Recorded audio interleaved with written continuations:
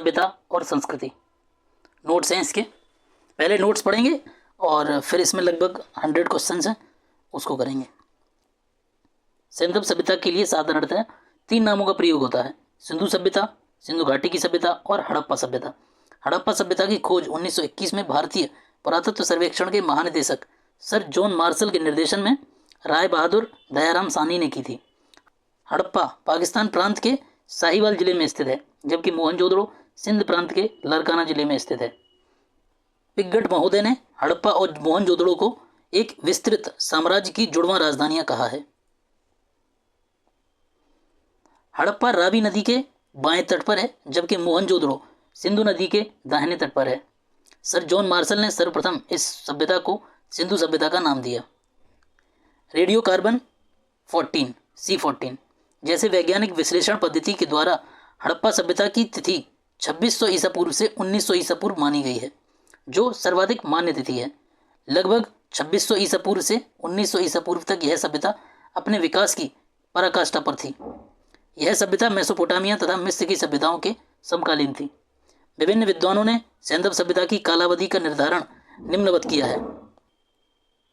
ये विद्वान हैं और ये निर्धारित कालावधि: जॉन मार्शल 3250 से 2750 ईसा पूर्व, अर्नेस्ट मैके 2800 ईसा पूर्व से 2500 ईसा पूर्व, माधव स्वरूप वत्स 3500 ईसा पूर्व से 2000 ईसा पूर्व, गैड 2350 से 1700 ईसा पूर्व, मार्टिमर व्हीलर 2500 ईसा पूर्व से 1500 ईसा पूर्व, फेयर सर्विस 2000 ईसा पूर्व से 1500 ईसा पूर्व। अब तक इस सभ्यता के अवशेष मुख्यतः अफगानिस्तान में सोरतुघई, मुंडीगाक आदि, पाकिस्तान में पंजाब, सिंध, बलूचिस्तान, खैबर पख्तूनवा और भारत में पंजाब, गुजरात, राजस्थान, हरियाणा, पश्चिमी उत्तर प्रदेश, जम्मू कश्मीर, पश्चिमी महाराष्ट्र में पाए जा चुके हैं। इस सभ्यता का सर्वाधिक पश्चिमी पुरास्थल सूतका गेंडोर बलूचिस्तान में है। पूर्वी पुरास्थल आलमगीरपुर पश्चिमी उत्तर प्रदेश में है। उत्तरी पुरास्थल मांडा जम्मू कश्मीर में तथा दक्षिणी पुरास्थल दैमाबाद ये महाराष्ट्र में है। इसका आकार त्रिभुजाकार है और वर्तमान में लगभग 13 लाख वर्ग किलोमीटर क्षेत्र में विस्तृत है। प्राप्त साक्ष्यों से ज्ञात होता है कि हड़प्पा सभ्यता की जनसंख्या एक मिश्र प्रजाति की थी, जिसमें मुख्यतः 4 प्रजातियां थीं: प्रोटो ऑस्ट्रोलॉइड, कॉकेशियन, भूमध्य सागरीय इंडो यूरोपियन या कैस्पियन, अल्पाइन और चौथा मंगोलॉइड। मोहनजोदड़ो के निवासी अधिकांशतः भूमध्य सागरीय प्रजाति के थे, जिसको इंडो यूरोपियन कहते हैं। सिंधु घाटी सभ्यता के निर्माता के संबंध में विद्वानों के विचार। डॉक्टर लक्ष्मण स्वरूप ये कहते हैं कि सिंधु घाटी के निर्माता जो हैं वो आर्य थे। गार्डन चाइल्ड और मार्टिमर व्हीलर कहते हैं कि वो सुमेरियन थे। राखलदास बनर्जी कहते हैं वो द्रविड़ थे।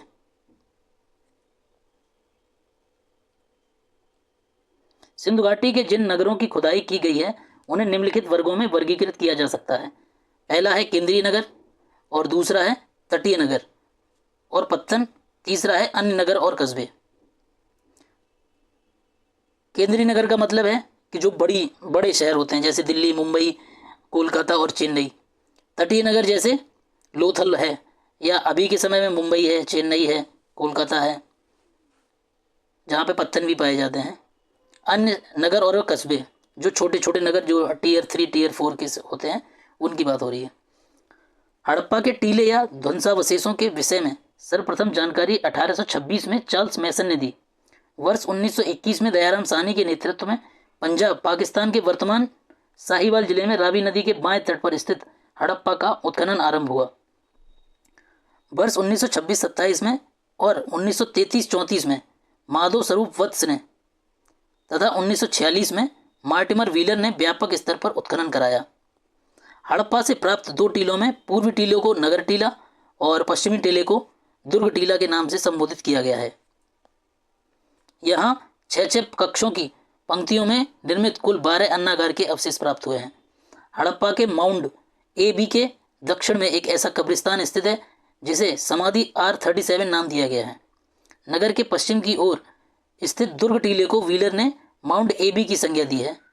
इसके अतिरिक्त यहाँ से प्राप्त कुछ अन्य अवशेष, एक बर्तन पर बना मछुआरे का चित्र, शंख का बना बैल शीर्ष, स्त्री के गर्भ से निकला हुआ पौधा जिसे उर्वरता की देवी माना गया है, तांबे का ढकी हुई गाड़ी का मॉडल, ईंटों के वृत्ताकार चबूतरे, गेहूं और जौ के दानों के अवशेष प्रमुख हैं।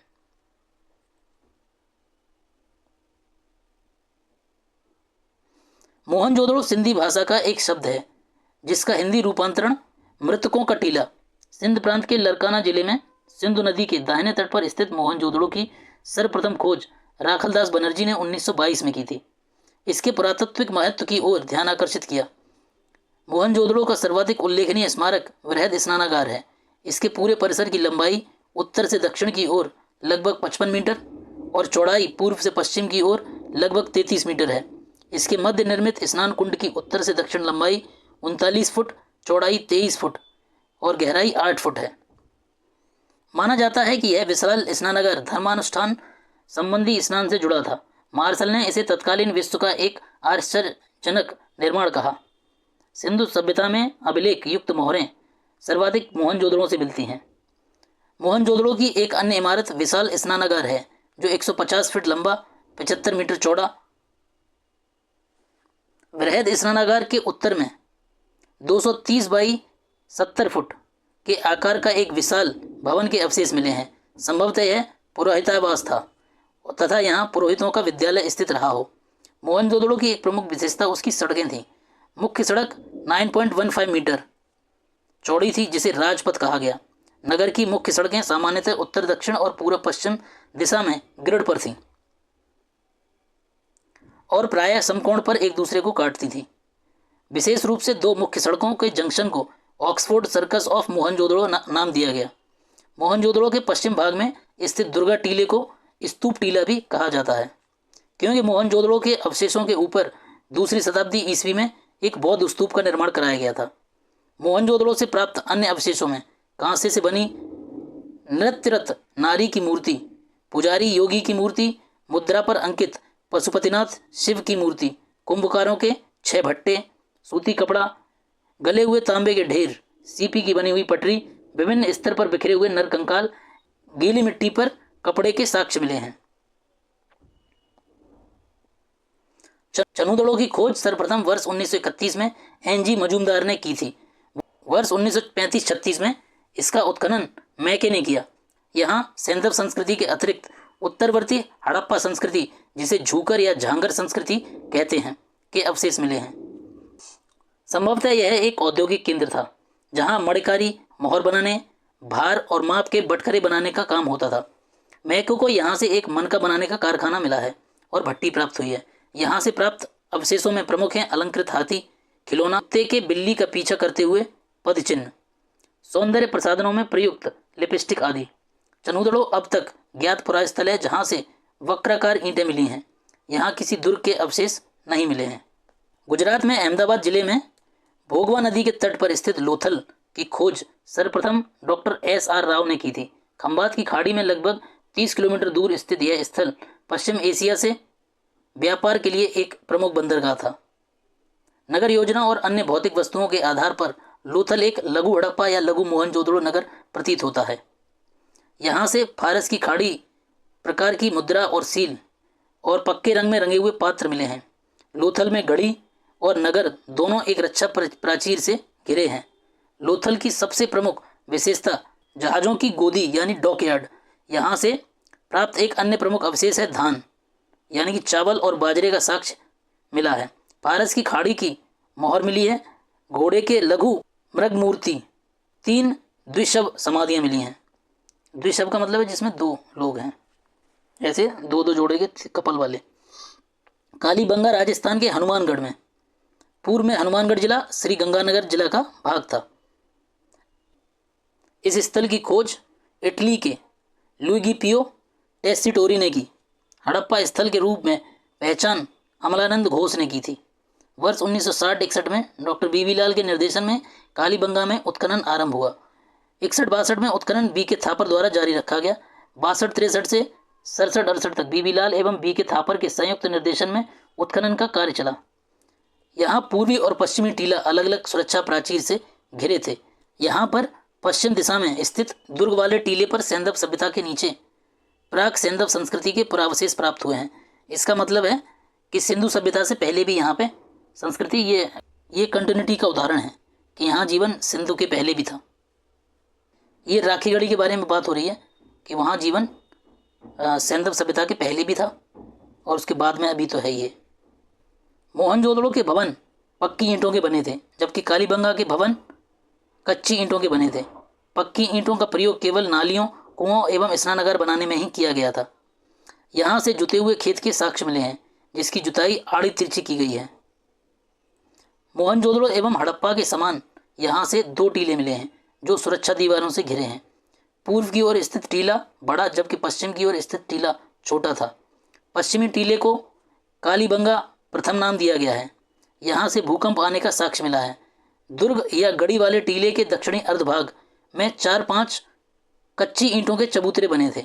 एक चबूतरे पर अग्निकुंड, कुआं तथा पक्की ईंटों का बना आयताकार गर्त था, जिसमें पशुओं की हड्डियां थीं।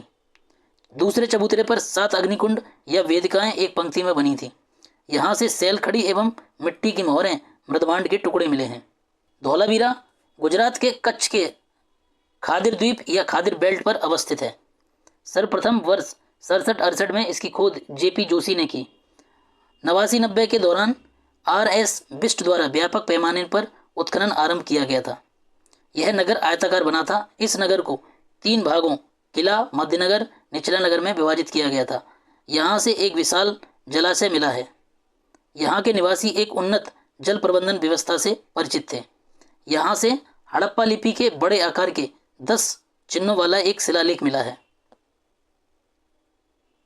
सुरकोटदा गुजरात के कच्छ जिले में स्थित है। यह नगर 2 दुर्गीकृत भागों, गढ़ी तथा आवास क्षेत्र में विभाजित है। यहाँ के कब्रिस्तान से कलश समाधान के साक्ष्य मिले हैं। यहाँ घोड़े की कुछ हड्डियों के साक्ष्य मिले हैं। दैमाबाद महाराष्ट्र के अहमदनगर, वर्तमान में अहिल्यानगर जिले में प्रवरा नदी के बाएं तट पर स्थित है। यह सैंधव सभ्यता का सबसे दक्षिणी स्थल है। यहाँ से रथ चलाते हुए मनुष्य, सांड, गेंडे आदि की आकृतियां प्राप्त हुई हैं। यहाँ से कुछ मृदभांड, सैंधव लिपि की एक मोहर, तस्तरी, प्याले आदि साक्ष्य प्राप्त हुए हैं। राखीगढ़ी हरियाणा के हिसार जिले में अब सूखी सरस्वती के किनारे स्थित है। यह नवीनतम शोधों के अनुसार सबसे बड़ा सैंधव स्थल है। रोपण पंजाब सतलुज नदी के बाएं तट पर स्थित है। इसका आधुनिक नाम रूपनगर है। वर्ष 1950 में इसकी खोज बीबी लाल ने और वर्ष 1953-55 के दौरान यज्ञदत्त शर्मा ने इसकी खुदाई करवाई। यहाँ से मृदभांड, सैलखड़ी की मोहर, चट के बटखरे, एक छुरा, तांबे के बाड़ाग्र और कुल्हाड़ी आदि प्राप्त हुए हैं। यहाँ से मनुष्य के साथ पालतू कुत्ता के दफनाए जाने का साक्ष्य मिला है।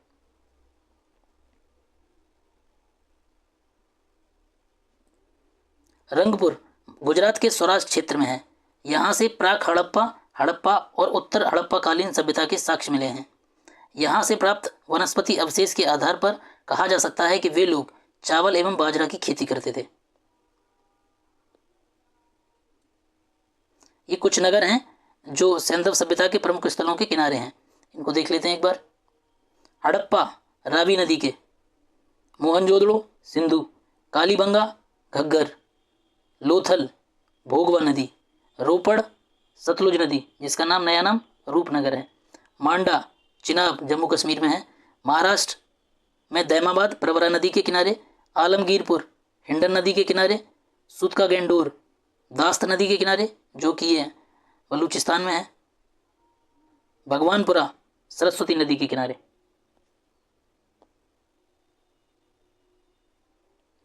आलमगीरपुर उत्तर प्रदेश के मेरठ जिले में हिंडन नदी के किनारे स्थित है। यहाँ से खुदाई में मृदभांड और मनके मिले हैं। कुछ बर्तनों पर त्रिभुज, मोर आदि की चित्रकारियाँ मिलती हैं। पिछली बार मैंने शायद गाजियाबाद बोल दिया था, ये मेरठ है, आप इसको सही कर लीजिएगा। मेरठ हिंडन नदी के किनारे मेरठ जिला। हुलास उत्तर प्रदेश के सहारनपुर जिले में स्थित है। यहाँ से कांचली, मिट्टी के मनके, चूड़ियाँ, खिलौना, गाड़ी इत्यादि मिले हैं। सैंधव लिपि युक्त एक ठप्पे का साक्ष्य भी मिला है। देसलपुर में एक रक्षा प्राचीर मिला है। सूतका गेंडोर स्थल दक्षिण बलूचिस्तान में दास्त नदी के किनारे स्थित है। इसका दुर्ग एक प्राकृतिक चट्टान के ऊपर स्थित था। यहाँ से मृदभांड, एक ताम्र निर्मित बाड़ाग्र, ताम्र निर्मित ब्लेड के टुकड़े, तिकोने ठीकरे और मिट्टी की चूड़ियों के अवशेष प्राप्त हुए हैं। सूत का कोह सूतका-गैंडोर के पूर्व में स्थित है। वर्ष 1960 में इसकी खोज G.F. डेल्स द्वारा की गई। यहाँ से 2 टीले मिले हैं जिनका आकार सूतका-गैंडोर जैसा ही है। बलूचिस्तान के दक्षिण तटवर्ती पट्टी पर स्थित बालाकोट एक बंदरगाह के रूप में कार्य करता था। यहाँ से हड़प्पा पूर्व और हड़प्पा कालीन अवशेष प्राप्त हुए हैं। इसकी नगर योजना सुनियोजित थी। भवनों के निर्माण में कच्ची ईंटों का, जबकि नालियों के निर्माण में पक्की ईंटों का प्रयोग किया जाता था। यहाँ का सबसे समृद्ध उद्योग सीप उद्योग था। ऐसा इसलिए किया जाता था क्योंकि कच्ची ईंटों से अगर नालियाँ बनाएंगे तो पानी उनको मिट्टी को बहा ले जाएगा, इसलिए पक्की ईंटों का प्रयोग किया जाता था। ये राखीगढ़ी में भी मिले हैं ऐसा ही कि कच्ची ईंटों के मकान हैं और पक्की ईंटों की नालियाँ हैं, और कुएं भी पक्की ईंटों के हैं जिसका आकार त्रिभुजाकार, थोड़ा सा त्रिभुजाकार था। इस तरीके से अगर मैं दिखाऊँ आपको, इस तरीके से ये, ताकि कुएं के चारों ओर वो उसी आकार में आ सके, इस तरीके से। यहाँ से काफ़ी मात्रा में सीप से बनी चूड़ियों के टुकड़े मिले हैं। बनावली हरियाणा के फतेहाबाद, पूर्व में हिसार का भाग था, जिले में स्थित है। वर्ष 1974-77 में R.S. बिष्ट द्वारा इस स्थल का उत्खनन करवाया गया। यहाँ से संस्कृति के 3 स्तर प्रकाश में आए हैं: प्राक सैंधव, विकसित सैंधव और उत्तर सैंधव। यहाँ से मोहरें, बटखरे, लाजवर्त और कार्नेलियन के मनके, हल्की आकृति के खिलौने, तांबे के बाड़ाग्र आदि के साक्ष्य मिले हैं। अगर आप ध्यान से पढ़ रहे होंगे या ध्यान से सुन रहे होंगे तो आपने एक चीज़ गौर की होगी कि तांबे के बाड़ाग्र जो है वो कई जगहों से मिले हैं। इसका मतलब ये जो तीर और बाण चलाते थे उसमें आगे की ओर तांबे का प्रयोग करते थे ताकि वो शार्पनेस बनी रहे उसमें। भगवानपुरा हरियाणा के कुरुक्षेत्र जिले में सरस्वती नदी के दाहिने तट पर स्थित है। J.P. जोशी ने इसका उत्खनन करवाया था। यहाँ से प्राप्त प्रमुख अवशेषों में काले और आसमानी रंग की कांच की चूड़ियाँ, तांबे की चूड़ियाँ, अर्ध बहुमूल्य पत्थरों और फयोस के सजावटी मनके आदि हैं। मांडा जम्मू कश्मीर में चिनाब नदी के दक्षिणी किनारे पर स्थित है। इसका उत्खनन J.P. जोशी के निर्देशन में मधुबाला के सहयोग से करवाया गया था। उत्खनन से यहाँ 3 सांस्कृतिक स्तर प्राप्त हुए हैं: हड़प्पा काल, उपकाल सहित प्रारंभिक ऐतिहासिक काल और कुषाण काल। यहाँ से मिट्टी के ठीकरे, हड्डी के नुकीले बाड़ाग्र, चर्ट ब्लेड, तांबे की पेचदार पिन तथा एक आधी अधूरी मोहर आदि के अवशेष प्राप्त हुए हैं।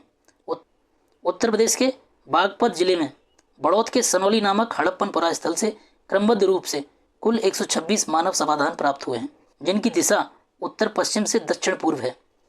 मिस्र की सभ्यता का विकास नील नदी के द्रोणी में हुआ।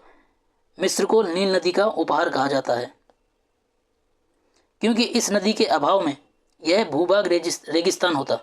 सुमेरिया सभ्यता के लोग प्राचीन विश्व के प्रथम लिपि आविष्कर्ता थे। खुदाई से प्राप्त बहुसंख्यक नारी मूर्तियों से अनुमान लगाया जाता है कि सैंधव सभ्यता मात्र सत्तात्मक थी। सैंधव लोग शाकाहारी और मांसाहारी दोनों प्रकार के भोजन करते थे। उनके वस्त्र ऊनी और सूती दोनों प्रकार के होते थे। कंठहार, कर्णफूल, कड़ा, भुजबंद, अंगूठी, हंसुली, करधनी इत्यादि आभूषण पहने जाते थे। किसी को समझ में ना आए तो इसको हिंदी में थोड़ा सा सरल करके बता देते हैं। कंठहार मतलब गले का हार, कर्णफूल मतलब कानों के कुंडल या झुमके, कड़ा से आप समझते हैं हाथ में पहने जाने वाला, भुजबंद जो बाजू में पहना जाता है, जो राजस्थान में आज भी चूड़ियों वाइट कलर की वो लोग पहनते हैं, अंगूठी जानते ही हैं, हंसुली जो मोटी सी गले में पहनी जाती है, मोटी सी एक धातु का बना होता है, करधनी जो कमर में पहना जाता है। 9 सालों से स्त्रियों के माथे केस के पास लाल वर्णक सिंदूर के प्रमाण मिले हैं, जो हिंदू धर्म में सुहाग का प्रतीक है। यादव काल में पासा प्रमुख खेल था। सिंधु सभ्यता के लोगों के मुख्य खाद्यान्न गेहूं और जौ थे। रंगपुर से धान की भूसी तथा लोथल से चावल के अवशेष मिले हैं। लोथल से वृत्ताकार चक्की के 2 पार्ट मिले हैं। सूती वस्त्रों के अवशेष से यह निष्कर्ष निकाला जाता है कि यहाँ के निवासी कपास उगाना जानते थे। मोहनजोदड़ो, कालीबंगा, सुरकोटदा के स्थलों से कुबड़दार ऊंट के जीवाश्म मिले हैं। सुरकोटदा, लोथल, कालीबंगा से घोड़े या उसी प्रजाति की अन्य जातियों की मृग मूर्तियां, हड्डियां, जबड़े आदि के अवशेष प्राप्त हुए हैं। सिंधु सभ्यता में वस्त्र उद्योग सहित अनेक शिल्प उद्योग जैसे मृदभांड, मन का निर्माण, धातुकर्म, सीप कार्य आदि विकसित थे। मोहनजोदड़ो से तांबे के 2 उपकरणों से लिपटा हुआ सूती धागा और कपड़ा प्राप्त हुआ है। लोथल तथा चनूदड़ो में मन के बनाने का कार्य होता था। लोथल तथा बालाकोट सीप उद्योग के लिए प्रसिद्ध थे। ये कच्चा माल है और कहाँ से प्राप्त होता था ये देख लीजिए। तांबा राजस्थान के खेतड़ी से मिलता था, बलूचिस्तान और ओमान से। लाजवर्द बदख्शा अफगानिस्तान से। टिन ईरान और अफगानिस्तान से। चांदी राजस्थान की जावर और अजमेर खानों से, अफगानिस्तान तथा ईरान से। सीसा ईरान, अफगानिस्तान और अजमेर के राजस्थान के अजमेर से। शिलाजीत हिमालय से। कार्नेलियन गुजरात से। सोना दक्षिण भारत कर्नाटक से। सेंधम निवासियों का आंतरिक एवं बाह्य व्यापार उन्नत अवस्था में था। सिक्कों का प्रचलन नहीं था तथा क्रय विक्रय वस्तु विनिमय द्वारा किया जाता था। लोथल से हाथी दांत की माप पट्टी स्केल मिली है, यानी कि जो स्केल थी वो हाथी दांत की बनी हुई थी, जो कि लोथल में मिली है। मोहनजोदड़ो में तांबे, कांसे, मिट्टी के तराजू के पलड़े मिले हैं। उनके बाट मुख्यतः घनाकार होते थे। कुछ बाट बेलनाकार, ढोलाकार, वर्तुलाकार प्रकार के भी मिले हैं। सारगोन युगीन सुमेरियन लेख से ज्ञात होता है कि मेलुहा, दिलमुन और मगन के साथ मेसोपोटामिया के व्यापारिक संबंध थे। मेलुहा शब्द की पहचान सिंधु क्षेत्र से की गई है। दिलमुन की पहचान फारस की खाड़ी के बहरीन से की गई है। सुमेरियन अभिलेखों में दिलमुन को साफ सुथरे नगरों का स्थान या सूर्योदय का क्षेत्र कहा गया है। सेंधव सभ्यता में मूर्तिकला, वास्तुकला, उत्कीर्ण कला, मृदभांड कला आदि के उन्नत होने के प्रमाण मिले हैं। मोहनजोदड़ो से एक संयुक्त पशु मूर्ति प्राप्त हुई है, जिसमें भेड़ों का सींगों तथा हाथी के सूंड का मिश्रण है। हड़प्पा की पाषाण मूर्तियों में 2 सिर रहित मानव मूर्तियां मिली हैं। धातु मूर्तियां लुप्त मोम या मधुक्षिष्ट विधि यानी कि लॉस्ट वैक्स से बनाई जाती थी। मोहनजोदड़ो से प्राप्त नर्तकी की कांस्य मूर्ति अत्यंत प्रसिद्ध है। लोथल से तांबे के कुत्ते, चिड़ियाँ तथा कालीबंगा से कांस्य से बनी बैल की मूर्तियाँ मॉडल प्राप्त हुई हैं। चनूदड़ो से प्राप्त खिलौना गाड़ी, बैलगाड़ी की मूर्तियाँ उल्लेखनीय हैं। मृग मूर्तियाँ पुरुषों, स्त्रियों तथा पशु पक्षियों की प्राप्त हुई हैं। मानव मूर्तियाँ मॉडल अधिकतर स्त्रियों की हैं। सर्वाधिक मृग मूर्तियाँ पशु पक्षियों की प्राप्त हुई हैं। सेंधव काल में सर्वाधिक मोहरें सैल खड़ी की बनी हैं। इसके अतिरिक्त कांचली मिट्टी, चट, गोमेद मिट्टी आदि की मोहरें भी बनी हैं। अधिकांश मोहरें वर्गाकार या चौकोर हैं, किंतु कुछ मोहरें घनाकार, गोलाकार अथवा बेलनाकार भी हैं। सिंधु सभ्यता की मोहरों पर सर्वाधिक अंकन एक श्रृंगी पशु का है, उसके बाद कुबड़ वाले बैलों का। पशुपति शिव का प्रमाण मोहनजोदड़ो से प्राप्त एक मोहर पर है। कुछ विद्वान इस मोहर को पशुपति की मोहर मानते हैं, जबकि कुछ इसे स्त्री देवी की मोहर मानते हैं, जिस पर पालती मारकर बैठी मानवाकृति योगासन जैसी मुद्रा में बनी है। योगी मानवाकृति के दाईं ओर बाघ तथा हाथी और बाईं ओर गेंडा एवं भैंसा चित्रित किए गए हैं। सिंहासन के दोनों ओर हिरन भी बने हैं। योगी के सिर पर एक त्रिशूल जैसा आभूषण है तथा इसके 3 मुख हैं। मार्शल महोदय ने इसे रुद्र यानी शिव से संबंधित किया है। सेंधव मृदभांड आमतौर पर लाल मिट्टी के बने होते हैं, जिन पर बारीक लाल या भूरे रंग की परत चढ़ी हो सकती है और नहीं भी। कुछ मृदभांडों को लाल रंग से रंगकर काली रेखाओं से चित्र बनाए गए हैं। कुछ बर्तनों पर मोर, हिरण, कछुआ, मछली, गाय, बकरा, पीपल, नीम, खजूर, केला आदि का अंकन है। सेंधव मृदभांडों में मर्तबान, कटोरे, तस्तरियां एवं थालियां प्रमुख है। स्त्री पुरुष दोनों आभूषण पहनते थे। सोना चांदी के अतिरिक्त हाथी दांत, शंख आदि के भी आभूषण तैयार किए जाते थे। सेंधव सभ्यता में मातृ देवी की पूजा प्रमुख थी। हड़प्पा से प्राप्त एक सील छाप पर अंकित स्त्री आकृति में उसके गर्भ से निकलता एक पौधा दिखाया गया है। संभवतः यह देवी धरती की मूर्ति थी, जिसे लोग उर्वरता की देवी समझते थे और इसकी पूजा उसी तरह करते थे जिस प्रकार मिस्र के लोग नील नदी की देवी आइसिस की। मातृ देवी और शिव की पूजा के अतिरिक्त सेंधव निवासी पशुओं, पक्षियों, वृक्षों आदि की उपासना करते थे। लोथल, कालीबंगा, बनावली के पुरातत्व स्थलों से अग्निकुंड के साक्ष्य मिले हैं। उत्तर दक्षिण दिशा में शव दफनाने की प्रथा प्रचलित थी, किंतु इसके अपवाद भी मिलते हैं। कालीबंगा में शव दक्षिण उत्तर और रोपड़ रूपनगर में उत्तर पश्चिम, दक्षिण पूर्व तथा लोथल में उत्तर दक्षिण दिशा से प्राप्त हुए हैं।